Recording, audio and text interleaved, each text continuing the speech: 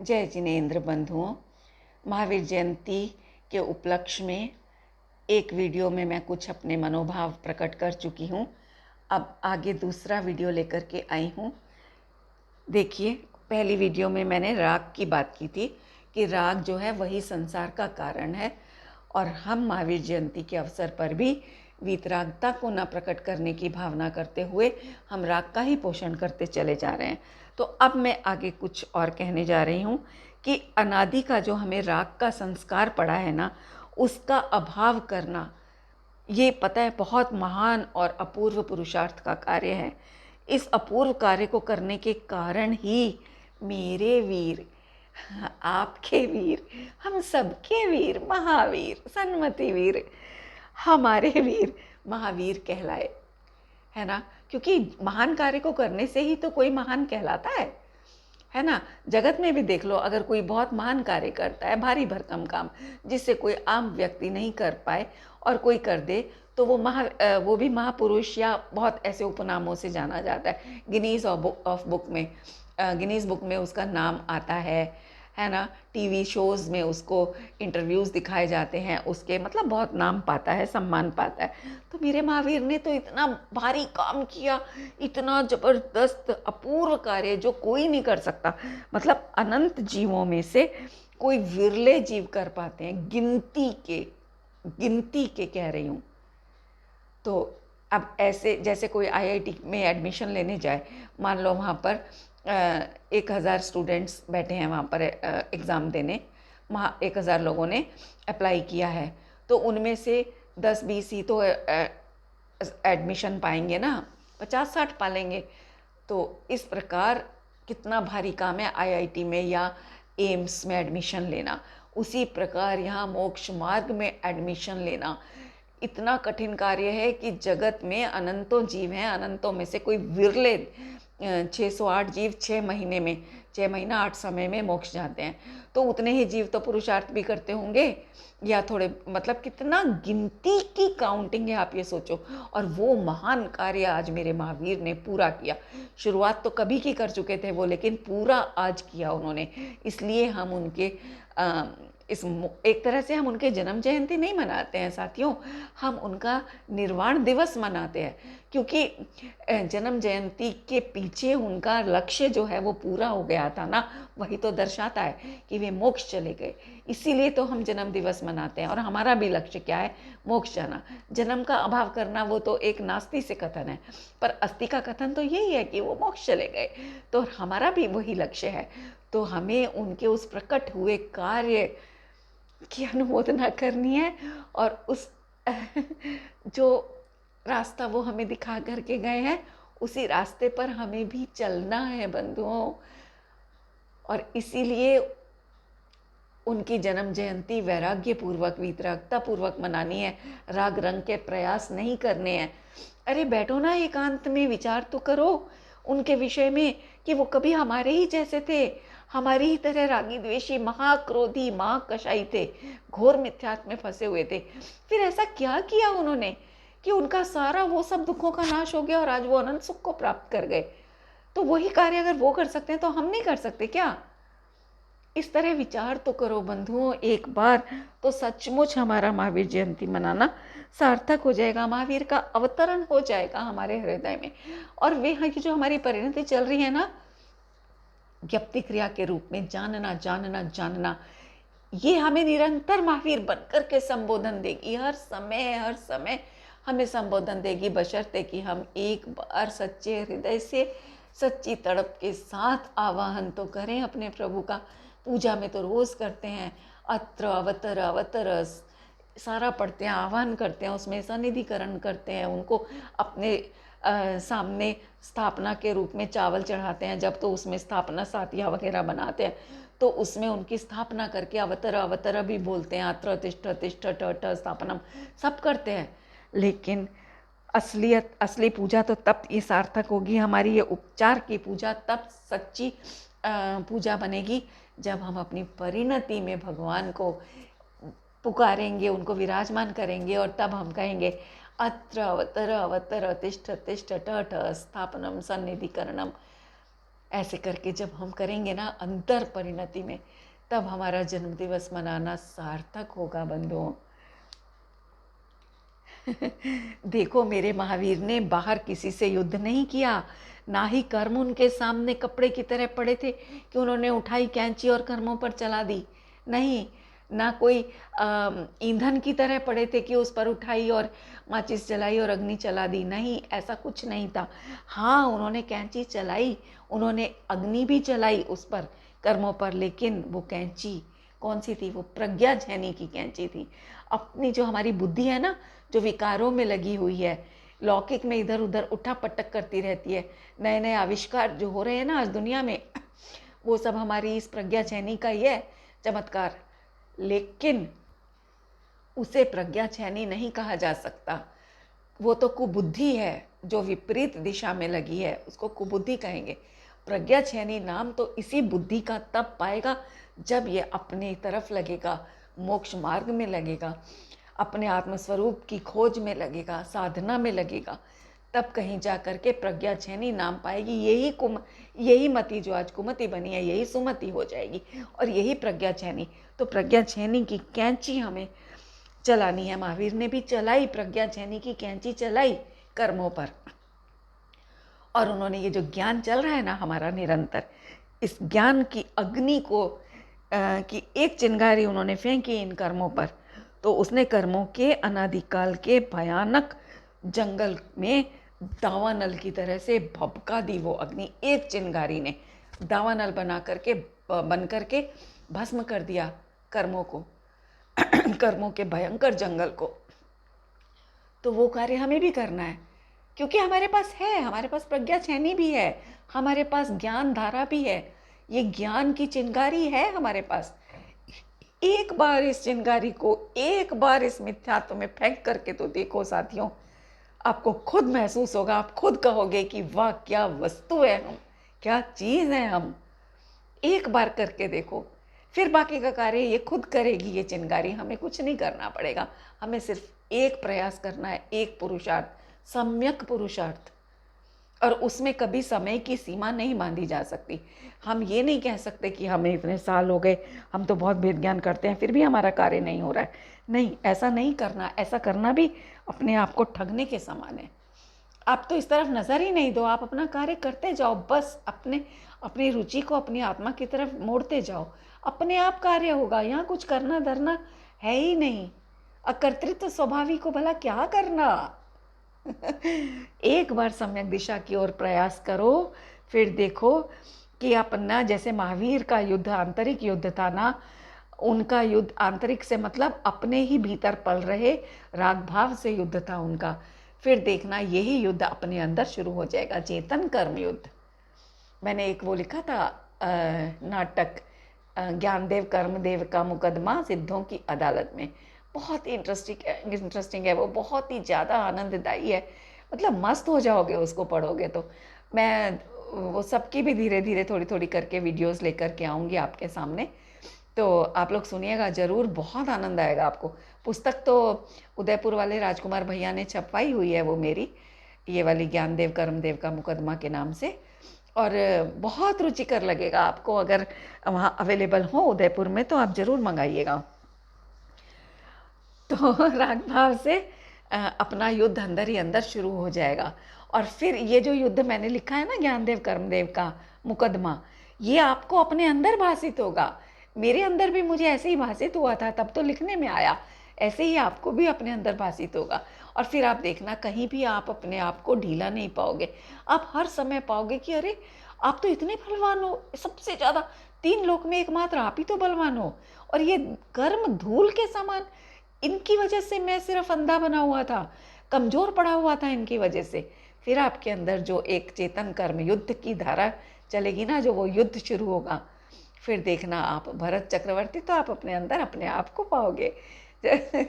वो तो षटखंड के विजेता थे, और आप तो पूरे पूरे लोक के विजेता हो जाओगे। षटखंड के नहीं रहोगे आप विजेता, पूरे लोक के विजेता हो जाओगे आप। एक बारी देखो तो सही, राग भाव से युद्ध करके तो देखो। तो मेरे महावीर ने क्या किया, महान कार्य किया। कौन सा महान कार्य और किया, उन्होंने अपना ही ऑपरेशन किया। देखो दुनिया में अपना ऑपरेशन करना बहुत महान कार्य होता है। सब घबराते हैं, अपने जरा से कट भी आ जाए ना स्किन पर छोटा सा, उससे भी सब घबराते हैं। कोई अपने हाथ से मल्हम पट्टी भी करने को तैयार नहीं होता, सब घबराते हैं, डरते हैं कि दर्द होगा।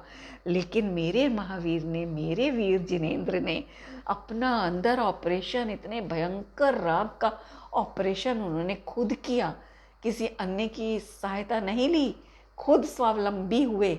स्वावलंबी माने अपने स्वभाव का, अपने आत्म स्वभाव का अवलंबन लिया। ऐसे स्वावलंबी होकर के उन्होंने खुद अपना ऑपरेशन किया और इतना सक्सेसफुल हुआ, इतना सक्सेसफुल हुआ कि वो सारी विधि हमें भी बता करके और स्वयं चले गए यहाँ से, इस संसार से दूर, अपने अनंत सुख में विराजमान हो गए। तो और क्या होता है कि जैसे हम बाहर वालों से लड़ते हैं ना, उनकी उपेक्षा भी करते हैं, उसी प्रकार मेरे वीर ने क्या किया, अपने शुभाशुभ विकल्पों से लड़ाई की, उनकी उपेक्षा की। ये था उनका महान कार्य, अपूर्व कार्य जो उन्होंने किया।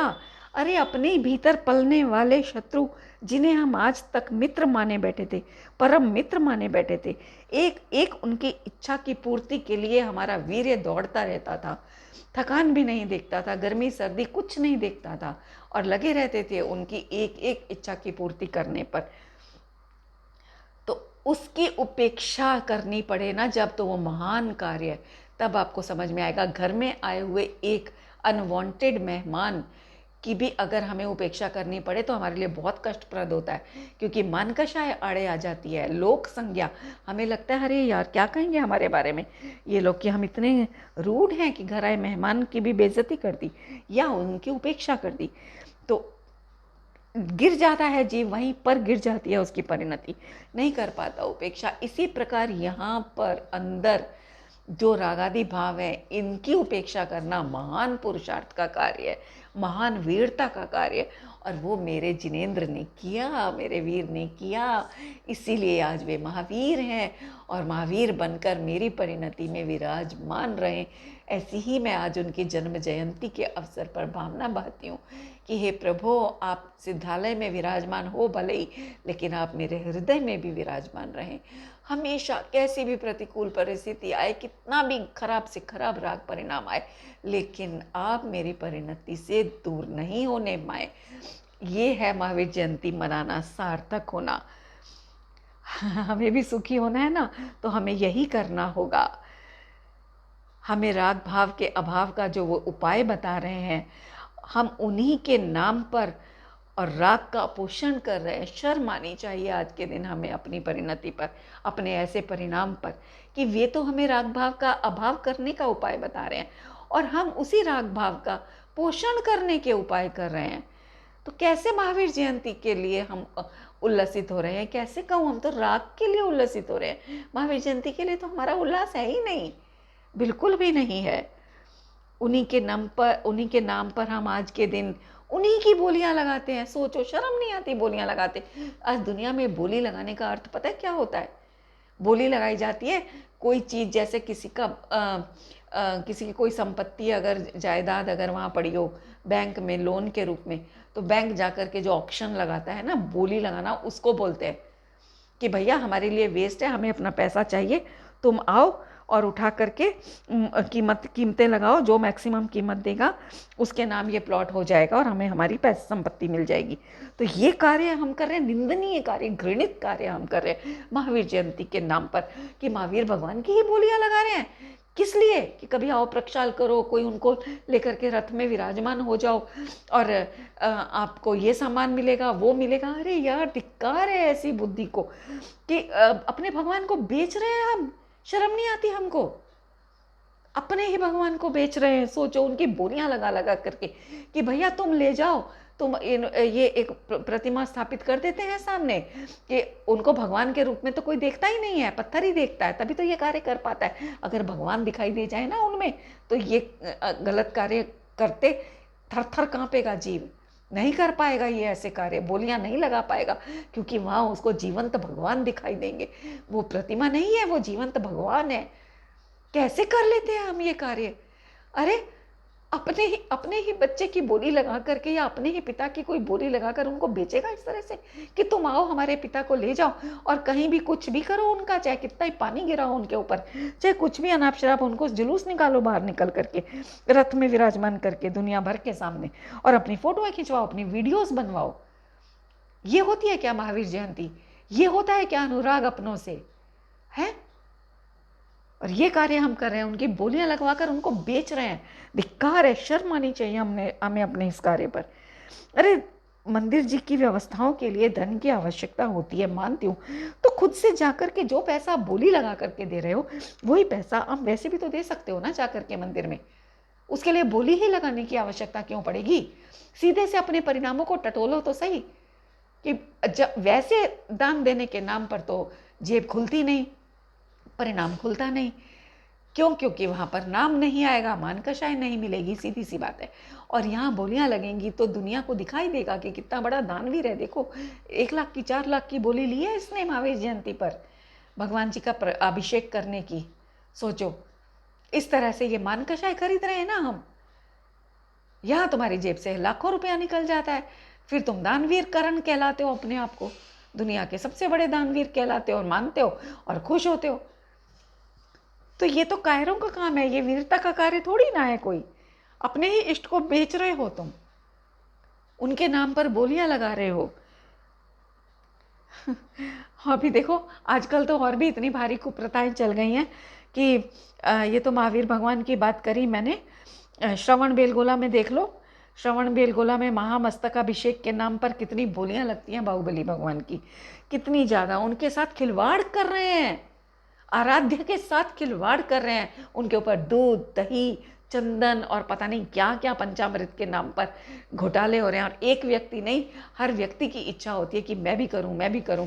इस प्रकार ना जाने कितने व्यक्तियों से बोली लगवाई जाती है और कितनी बार उनके ऊपर ये सब फेंके जाते हैं, उपसर्ग किए जाते हैं एक तरह से अपने भगवान के ऊपर। सोचो, इतना घृणित कार्य करेंगे क्या हम अपने किसी जिसको हम दुनिया में प्यार करते हैं, चाहते हैं, उसका सम्मान करते हैं, क्या उसके साथ हम ऐसा कार्य कर पाएंगे? तो अपने ये आराध्य महावीर के साथ क्यों? बाहुबली भगवान की बताओ, प्रतिदिन बेच रहे हैं हम अपने भगवान को। सच कह रही हूँ, जो लोग बोलियां लगवाते हैं ना, मेरी बात का बुरा मत मानिएगा, मैं क्षमा चाहती हूँ किसी के हृदय को आघात पहुँचा हो तो मेरी इस कड़क वाणी से, लेकिन ये सत्य बात है। और बिल्कुल सत्य हमेशा कठोर होता है, लेकिन जिसको हजम हो जाता है ना उसके लिए बहुत मीठा होता है, और जिसको हजम नहीं होता है उसके लिए कड़वा होता है। लेकिन सत्य तो सत्य होता है, और सत्य यही है कि जो व्यक्ति बोलियां लगवा रहे हैं वो व्यक्ति अपने भगवान को सामने नीलाम कर रहे हैं, बोलियां लगा रहे हैं कि आओ बोलो कितने में लोगे मेरे भगवान को। सोचो, क्या चंदना को याद कर लेना इस समय, चंदना जी की जब बोलियां लगवाई थी वहाँ पर, तो वो सेठ ने आकर के पुत्री की तरह उनको लेकर के अपने घर गए थे। ये वो याद कर लेना, चंदना की पीड़ा, उसकी वेदना, कि उसकी बोली लग रही थी, हमारी उस बहन की, हमारी बेटी की बोली लग रही थी वहाँ पर। सोचो, आज हमारी माँ की, हमारे पिता की कहीं बोली लगती हो इस प्रकार से, तो हमारे दिल को क्या महसूस होगा, क्या आघात पहुँचेगा हमको। वही आघात हमें यहाँ नहीं पहुँचना चाहिए क्या? खैर, मैं बहुत ज़्यादा इमोशनल हो गई, लेकिन काश किसी के हृदय को छू जाए। आप लोग भले ही मुझे गालियाँ दे लेना, मेरी वीडियोस को डिसलाइक कर लेना, मुझे चलेगा, मैं आप सबका सम्मान करूँगी। मैं बिल्कुल नहीं चाहूँगी कि कोई मेरी वीडियो को लाइक करे या मुझे सब्सक्राइब करे, नहीं। जिसकी होनहार अच्छी होगी वो बिना लाइक करे, बिना सब्सक्राइब करे भी बार बार सुन सकता है इस वीडियो को, वही मेरे लिए बहुत है। और देखो, और ये बोलियां लगाना सचमुच में देखना, क्या ऐसा कार्य नहीं है जैसे कोई व्यापारी धन कमाने के लिए अपने माल की नुमाइश करता है? सोचो, कितनी कड़क बात कह दी मैंने।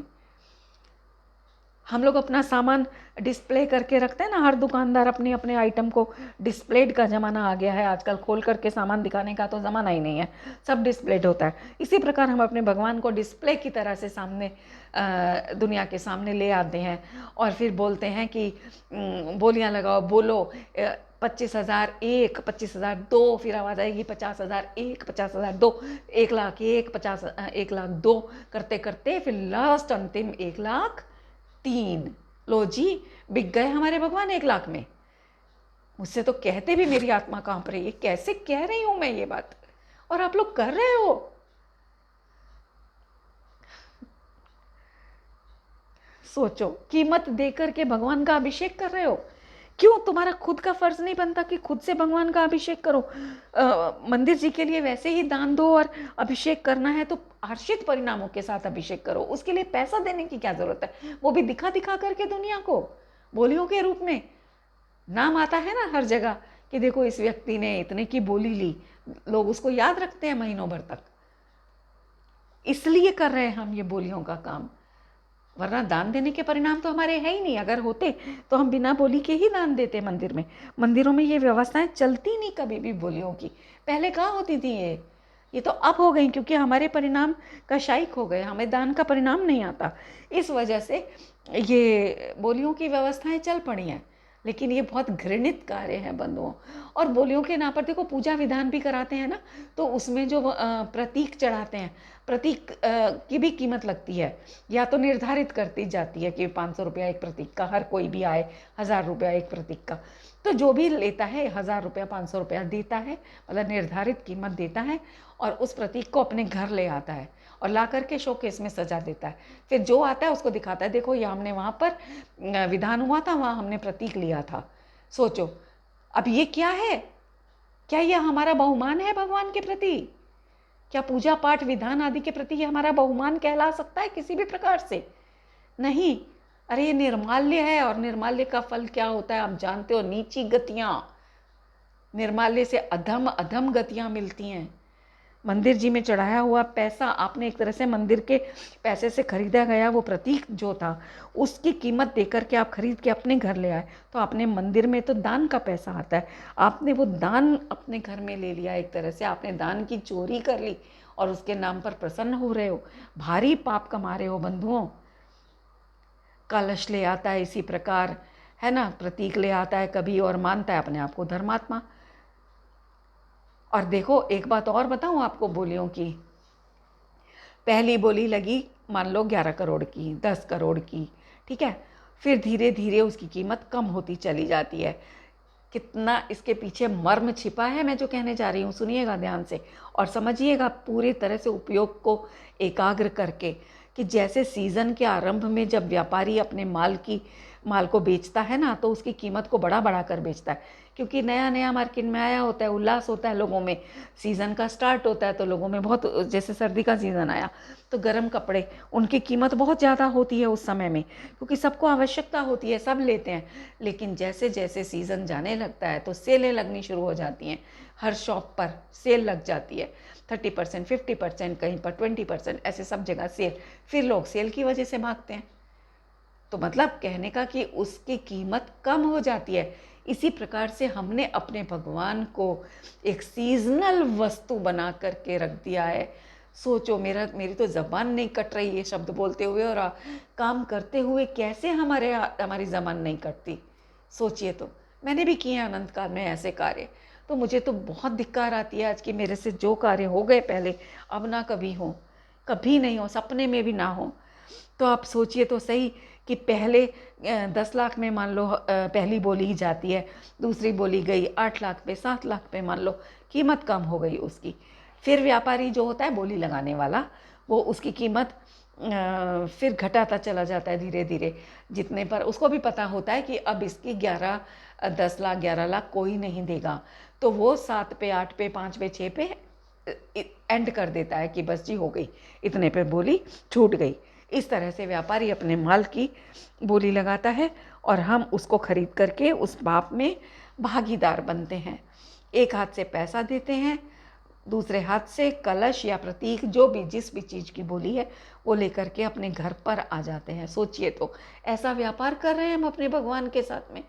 हाय भगवान, उनको हमने एक अपने, बस क्या बताऊँ, मान कषाय को खरीदने का साधन बना दिया है। सोचो, जो भगवान हमें मोक्ष प्राप्ति के साधन थे, उन्हें हमने कषायों को खरीदने का, लोभ और मान मुख्य, और मायाचारी तो सारी कषायें हैं साथ में, उनको कषायों को खरीदने का साधन बना के रख दिया है। कितना धिक्कार आना चाहिए हमें अपने इस परिणाम पर। अब बताइए, इस प्रकार के व्यापार को किस प्रकार हम दान कहें या धर्म कहें, आप खुद विचार कीजिए और खुद ही मुझे जवाब दीजिएगा इस बात का। मैं आपके सामने ये प्रश्न छोड़ करके जा रही हूँ कि आप मुझे बताइएगा कि इस प्रकार जो व्यापार चल रहा है बोलियों के नाम पर, उसको आप दान कहेंगे या धर्म कहेंगे? दोनों ही किस प्रकार से कहेंगे? मैं तो दोनों ही नहीं कहूँगी, पर आप कहते हो, धर्म भी कहते हो, दान भी कहते हो, तो अपने परिणाम परखिएगा और फिर मुझे जवाब दीजिएगा कि किस लिए आपको ये दान लगता है और किस लिए ये धर्म लगता है। फिर मैं इसका आगे हो सका तो फिर आगे जवाब दूंगी। तब तक के लिए मैं अभी समाप्त करती हूँ अपने इस वीडियो को। फिर आती हूँ अगली वीडियो में इसी विषय को कंटिन्यू करते हुए। तब तक के लिए जय जिनेंद्र।